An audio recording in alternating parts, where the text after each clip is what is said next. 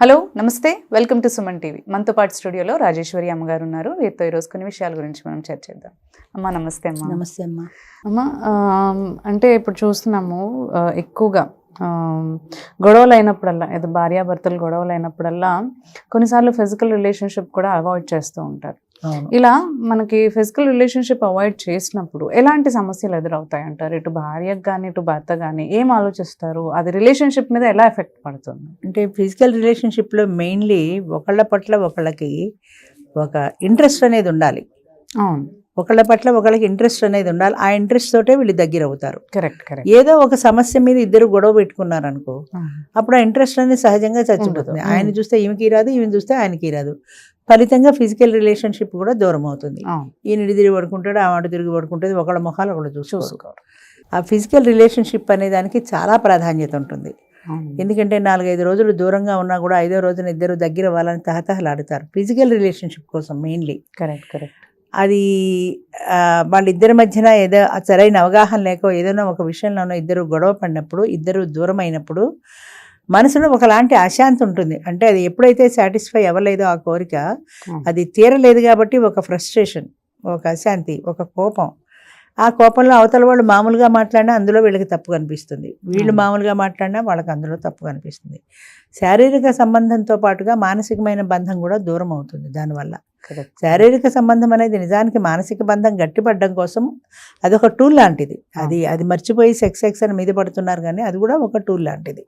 దానివల్ల వాళ్ళ బంధం మరింత గట్టిపడుతుంది అని. ఆ డిఫరెన్స్ వచ్చిందనుకో, ఆ డిఫరెన్స్ ఉన్నప్పుడు ప్రతి చిన్న విషయాన్ని భూతద్దంలో చూడడం మొదలు పెడతారు. ఆవిడ చిన్నగా మాట్లాడినా ఆయనకి పెద్ద తప్పు కనపడుతుంది, ఆయన మామూలుగా మాట్లాడినా ఆవిడకి పెద్ద తప్పు కనపడుతుంది. ఫిజికల్ రిలేషన్షిప్ దూరం అయినప్పుడు మానసికమైన బంధం కూడా దూరం అయ్యే అవకాశాలు ఎక్కువ ఉంటాయి.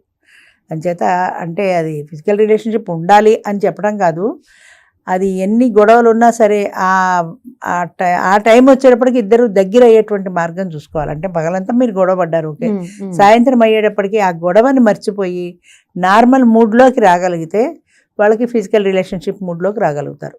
అలా కాకుండా మధ్యాహ్నం గొడవ ఇంకా రాత్రి దాకా దాన్నే సాగదీసుకుంటూ ఉంటే ఆటోమేటిక్గానే ఇద్దరు దూరం అయిపోతారు. ఇంకా అక్కడ ఈగో ఒకటి ఉంటుంది, నేనే ఎందుకు ముందు వెళ్ళాలి, ఆయనే ఎందుకు ముందుకు రాకూడదు, ఆవిడే ఎందుకు ముందుకు రాకూడదు, ఇలాంటి మేల్ ఈగో ఫీమేల్ ఈగో ఇవి కూడా మనుషుల్ని దూరం చేస్తాయి. లేదా ఆవిడ ముందు ఒక అడుగు ముందుకు వేసింది అనుకో, చచ్చినట్టు అదే వచ్చింది అన్న ఫీలింగ్ ఈయనకుంటుంది. అందుకని ఈవిడికి భయం వేస్తుంది, అమ్మో రేపు పొద్దున్న దెప్పుతాడేమో నన్ను అని. అలాగే ఆయన ముందుకు వచ్చినా అదే.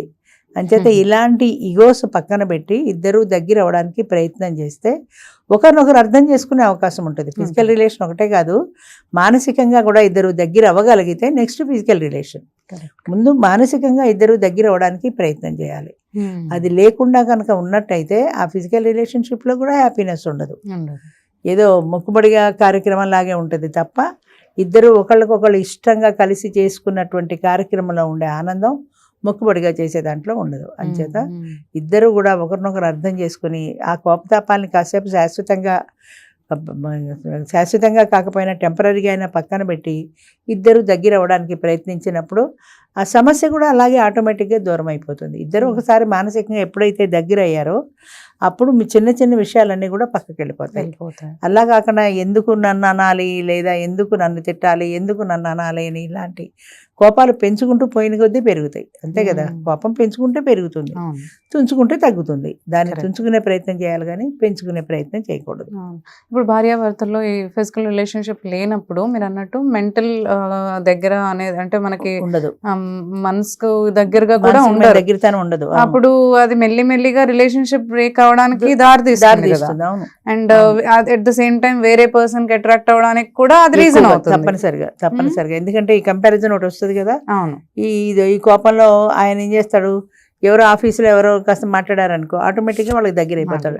ఈ ఫ్రస్ట్రేషన్ ఒకటి ఉంది కదా, కొలిగి మాట్లాడితే ఈ మానసికమైన చిరాకుతో ఒకటి ఉంది కదా, ఈ చిరాకు నుంచి బయటపడడానికి ఆయనతో కలిసి కాఫీకో ఆయనతో కలిసి దేనికో దానికి వెళ్ళడం నెమ్మదిగా అలవాటు అవుతుంది. ఇక్కడ దూరం అవుతున్న కొద్దీ అక్కడ దగ్గర అవుతారు. అది భార్యాభర్తలు ఎప్పుడూ మర్చిపోకూడదు. మనకి దూరం అవుతున్న కొద్దీ వాళ్ళకి ఇంకొకళ్ళకి దగ్గర అయ్యే అవకాశం ఉంటుంది. ఆ అవకాశం మనం ఇవ్వకూడదు వాళ్ళకి, ఆ స్పేస్ ఇవ్వకూడదు వాళ్ళకి. ఆ స్పేస్ ఇవ్వకుండా మనకి దగ్గరగానే ఉండే ప్రయత్నం మనం చేసుకుంటేనే బంధం గట్టిపడుతుంది. ఎవరైనా అంతే, భార్య అయినా అంతే, భర్త అయినా అంతే. ఇదివరకు భర్తలకు మాత్రమే అవకాశం ఉండేది, ఇప్పుడు భార్యలకు కూడా అవకాశాలు వచ్చాయి. కాబట్టి అప్పుడు ఇలాగే ఫిజికల్ పేరెంట్స్ అనేవాళ్ళు కదా భార్యలతో, ఏం చేసినా మీరు ఉండాలమ్మా, తిట్టినా తిట్టుకో దగ్గరికి వెళ్ళాలి, లేదంటే వేరే వాళ్ళకి ఆడవాళ్ళకి అట్రాక్ట్ అయిపోతారు అని చెప్తూ ఉండేవాళ్ళు. చెప్పేవారు, ఎందుకంటే వేరే వాళ్ళకి అట్రాక్ట్ అవుతారేమో అని భయం. అది ఆ మగవాళ్ళకి అవకాశం ఎక్కువ ఉంది ఇది వరకు. ఇప్పుడు ఆడవాళ్ళకి కూడా అవకాశం వచ్చింది కాబట్టి మగవాళ్ళు కూడా భయపడాల్సిందే. అది వేరే వాళ్ళకి అట్రాక్ట్ అవుతుందేమో, అంచేత నేనే జాగ్రత్తగా ఉండాలని ఆడవాళ్ళు అనుకోవాల్సిందే, మగవాళ్ళు అనుకోవాల్సిందే. ఇద్దరు అనుకుంటేనే అది ఫిజికల్ రిలేషన్ కంటే మానసికమైన బంధం అనేది చాలా ముఖ్యం. అది ఉంటేనే ఆ ఫిజికల్ రిలేషన్లో ఉండే హ్యాపీనెస్ని కూడా వాళ్ళు ఎంజాయ్ చేయగలుగుతారు. లేకపోతే ఏదో మొక్కుబడి కార్యక్రమంలా ఉంటుంది. అంచేత తప్పనిసరిగా ఒకరి కోసం ఒకరు అన్నట్టుగా జీవించగలిగితేనే వాళ్ళ మధ్యన మానసికమైన బంధం గట్టిపడుతుంది. అప్పుడే వాళ్ళు దగ్గర ఉండగలుగుతారు. ఆ దగ్గరతనంలో ఉండే ఆనందాన్ని కూడా వాళ్ళు అనుభవించగలుగుతారు. అది ఎందుకంటే కొన్నిసార్లు నేను కొన్ని అడ్వకేట్స్ వాళ్ళతో మాట్లాడినప్పుడు కూడా ఎక్కువగా డైవర్స్ కి రీజన్స్ కూడా ఈ ఫిజికల్ ఇంటిమసీ లేదని ఎక్కువ డైవర్స్ కేసెస్ ఫైల్ అవుతున్నాయి. అవును, అది కూడా ఉంది. సో ఇదే మెయిన్ ఇంపార్టెంట్ గా తీసుకుంటున్నారా అసలు అని రిలేషన్షిప్? అలా కూడా ఉంటుంది. ఎందుకంటే అది ఒక ఫిజికల్ రిలేషన్ అనేది ఆ ఏజ్లో చాలా అంటే చాలా ఫ్రస్ట్రేషన్స్కి, చాలా సమస్యలకి ఒక సొల్యూషన్ లాంటిది. అంటే వాళ్ళు మానసికంగా ఏదో విషయంలో బాధపడుతున్నారనుకో, దీనివల్ల కొంత వాళ్ళు శాంతి పొందగలుగుతారు. లేదా భార్యాభర్తల మధ్య సంబంధమే కాదు, ఏ విషయంలో అయినా సరే వాళ్ళకి ఏదైనా చికాగ్గా ఉన్నప్పుడు వాళ్ళు కనుక ఈ ఫిజికల్ రిలేషన్లో దగ్గర అయినప్పుడు వాళ్ళకు ఒక ఫ్రస్ట్రేషన్ తగ్గినట్టు అనిపిస్తుంది. లేదా ఆమెతో ఏదైనా షేర్ చేసుకున్నా చేసుకోవచ్చు, ఫలానా విషయంలో నాకు చిక్కగా ఉందని. లేదా షేర్ చేసుకోకపోయినా కూడా ఈ ఆనందంలో అది చిన్నదైపోతుంది, ఆ సమస్య చిన్నదైపోతుంది. దానివల్ల ఏంటంటే ఆ ఫ్రస్ట్రేషన్లోంచి కొంతవరకు బయటపడగలుగుతారు, ఈ సాటిస్ఫాక్షన్లో బయటపడగలుగుతారు. ఇప్పుడు జరుగుతున్నది ఏంటంటే నువ్వు చెప్పినట్టుగా చాలా విషయాల్లో ఆ ఇంటిమసీ ఉండట్లా ఇద్దరి మధ్యన. ఏదో ఒక మొక్కుబడి కార్యక్రమంలో ఉండడమే తప్ప ఫిజికల్ రిలేషన్లో మనసుతో కూడిన ఫిజికల్ రిలేషన్ ఉండట్లేదు. అది మనసుతో కూడిన ఫిజికల్ రిలేషన్ కానప్పుడు అంత హ్యాపీనెస్ రాదు వాళ్ళకి, ఆ హ్యాపీనెస్ ఎంజాయ్ చేయలేరు. ఎప్పుడైతే అది ఎంజాయ్ చేయలేకపోతున్నారో పార్ట్నర్ హ్యాపీగా ఫీల్ అవ్వరు.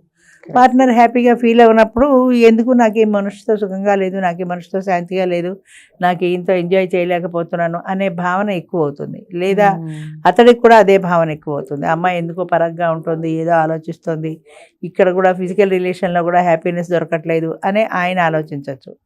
ఫలితంగా ఇద్దరు విడిపోతారు. డైవర్స్లో ప్రధానమైన కారణం కూడా కొంతవరకు ఇదే ఉంటుంది. ఎందుకంటే ఫిజికల్ రిలేషన్షిప్లో వాళ్ళ ఆ ఇంటిమసీ అంటే ఆ దగ్గరతనాన్ని ఫీల్ కాలేకపోతున్నారు. ఫీల్ కాలేకపోవటం వల్ల అది మనస్పర్ధలకి దారితీస్తుంది.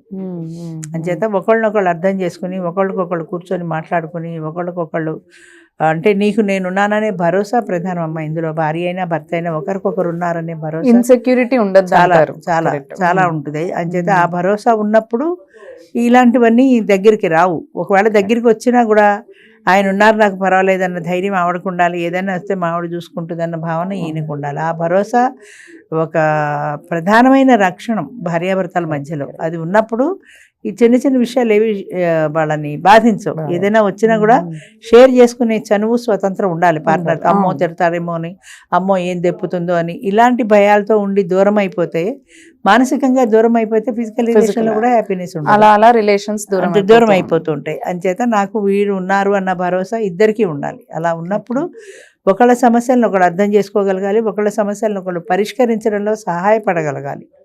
అలా సహాయపడినప్పుడు ఆయన ఉన్నాడు, నాకేంటి కొండంత అండ అనే కాన్ఫిడెన్స్ ఈవిడికి వస్తుంది మెయిన్లీ. అలాగే అతనికి కూడా ఏది వచ్చినా సరే నా భార్య ఉంది, పర్వాలేదు, నేను చూసుకుంటుంది, ఇప్పుడు మాకు ఫైనాన్షియల్గా ఈ ప్రాబ్లం ఉంది, తను ఏదో ఒక దారి చూస్తుంది అన్న ఒక ధీమా భర్తకు కూడా ఉంటుంది. అలాగే భార్య కూడా అది ఆ ధీమా ఉన్నప్పుడు ఒకళ్ళ పట్ల ఒకళ్ళకి నమ్మకం మెయిన్లీ. అందుకే ఫస్ట్లో నేను అన్న రిలేషన్లో నమ్మకం ఉండాలి అని. ఒకళ్ళ పట్ల ఒకళ్ళకి ఆ నమ్మకం ఉన్నప్పుడు నా సమస్య తనదిగా తను భావిస్తుంది, లేదా తన సమస్య నాదిగా నేను భావిస్తాను అన్న ఫీలింగ్, ఆ నమ్మకం ఉన్నప్పుడు ఇద్దరు కలిసి కష్టపడతారు. ఏదైనా ఒక సమస్య వచ్చినప్పుడు సాల్వ్ చేయడానికి ఇద్దరు కలిసి కష్టపడతారు. దానివల్ల ఏంటంటే వాళ్ళలో ఒక యూనిటీ పెరుగుతుంది, రిలేషన్ బాండ్ అనేది రిలేషన్ బాండింగ్ పెరుగుతుంది. దానివల్ల ఫ్యామిలీ బాగుపడుతుంది. పిల్లలు వాళ్ళు ఒక ఫ్యామిలీ బాగుపడుతుంది. వీళ్ళు ఇలా చిల్లర మల్లరగా అటు అటు అబ్బాయిలకి ఇటు అమ్మాయిలకి తిరుగుతారనే భయం ఉండదు. దానివల్ల చాలా లాభాలు ఉన్నాయి. ఇన్ని లాభాలు ఉన్నాయి అర్థం చేసుకుంటే. అవునమ్మా. థ్యాంక్ యూ అమ్మా. Thank you.